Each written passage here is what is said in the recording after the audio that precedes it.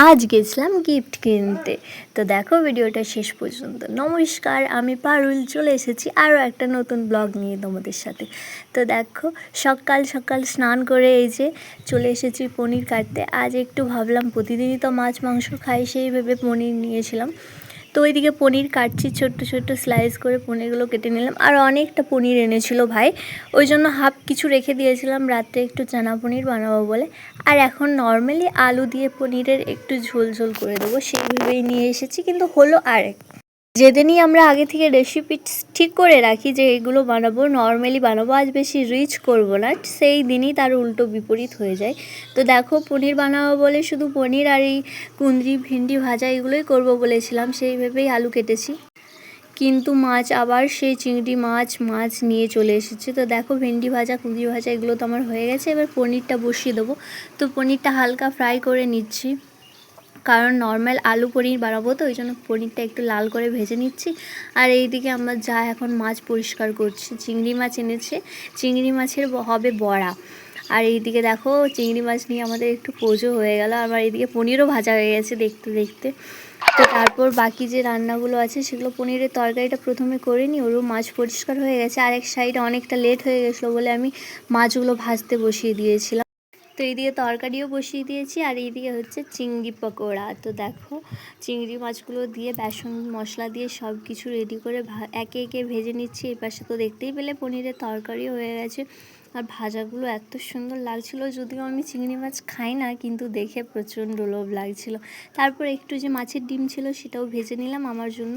আর এদিকে আমাদের অবস্থা দেখো, এত তরকারি হয়েছে, তার উপর আবার খুন্তি ভাতে ভেরি ভাতে, মানে জাস্ট তরকারি খেয়েই পেট ভরে গেছে। তারপর আবার চাটনি এখনও পর্যন্ত এই যে কড়াই হয়ে যাচ্ছে, মানে কি ছেড়েছে কি খাবে কিছু বুঝতেই পারছে না।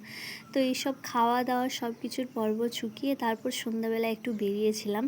তো তোমরা তো ভিডিওর থাম্বনেল দেখে বুঝতেই পারছো যে কোথায় গিয়েছিলাম, কেন গিয়েছিলাম।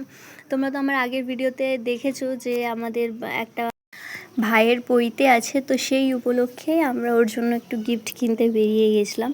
তো দেখো আমি, আমার যা আর আমার বড় মেয়ে গিয়েছিলাম। আমার শাশুড়ি মা যায়নি, আমার ছোটো মেয়েকে রেখেছিল, কারণ ওনারও একটু শরীরটা খারাপ ছিল। তো দেখো আমরা এসে গেছি। তো প্রথমেই দেখছিলাম আর এই যে ভ্যাসলেটগুলো, তারপর চেন, অনেক কিছু দেখেছি, কিন্তু লাস্ট অবধি যেটা নিলাম সেটা পরেই দেখাবো তোমাদের। আর এত রুপোর দাম, সোনা তো হাতি দেওয়া যাবে না, তার সাথে রুপোরও প্রচুর দাম বেড়ে গেছে। এই যে ভ্যাসলেটগুলো দেখছিলাম সবগুলোই মোটামুটি 3,000 4,000 এরকম, মানে এর নিচে কোনো কিছুই ছিল না। সাথে আবার ছিলাম আমরা আবার অন্যরকম কিছু ট্রাই করছিলাম, দেখছিলাম মালা দেখছিলাম, মানে রূপোর যে চেনগুলো হয় সেগুলোও দেখলাম। এই দেখো চেনগুলোও বেশি বড় নয়, কিন্তু এইগুলোও বলছে প্রায় 3,000-এর মতো। ভাবা যায় কিছুদিন আগে পর্যন্ত এগুলো 700-800 টাকায় মানুষ কিনেছে। আর এই যে রূপোর পেন দেখছো, এই পেনটা প্রায় 1-1.5 বছর আগে আমি আমার মেয়ের জন্য কিনেছিলাম 500 টাকায়, সেটা এখন 2,000 টাকা দাম। তো আমাদের ওই পাশে গিফট নিয়ে হয়ে গেছে। তারপরে এই যে নিজেদের জন্য একটু দেখছিলাম আর কি। এই যে রুপোর যে পলা বাঁধানো আর শাঁখা বাঁধানোগুলো উঠেছে, বেশ ইউনিক আর এত সুন্দর ডিজাইন। তার সাথে একটু সোনাও দেখে নিচ্ছিলাম। সোনা দোকানে এসেছি আর নিজেদের জন্য কিছু দেখবো না হয়, সেরকম কিছু কিনিনি, কিন্তু ডিজাইনগুলো দেখছিলাম, কাকুকে দেখাচ্ছিল আমাদের যে নতুন নতুন কীরকম কী এসেছে। তো দেখো এখান থেকে গিফট কিনে বেরিয়ে পড়েছি। আর আমার মেয়েকে সাথে নিয়ে এসেছি, মানে ওকে তো কিছু ঘুষ দিতেই হবে, মানে ওর কিছু কিনে দিতে হবে, তারপর উনি বাড়ি যাবে। তো মাঝ রাস্তায় টোটো দাঁড় করিয়ে ওর জন্য যেগুলো খাবে গিয়ে চকলেট বিস্কুট কী ব্যাগেরা নিয়েছে জানি না। তো এই দেখো বাড়ি চলে এসেছি। তারপর মাকে দেখাচ্ছিলাম গিফটটা। তো তোমাদের নেক্সট ভিডিওতে দেখাবো যে আমরা কি গিফট কিনেছি। তো আজকের মতো সবাইকে টাটা, ভালো থাকবেন, থ্যাংক ইউ।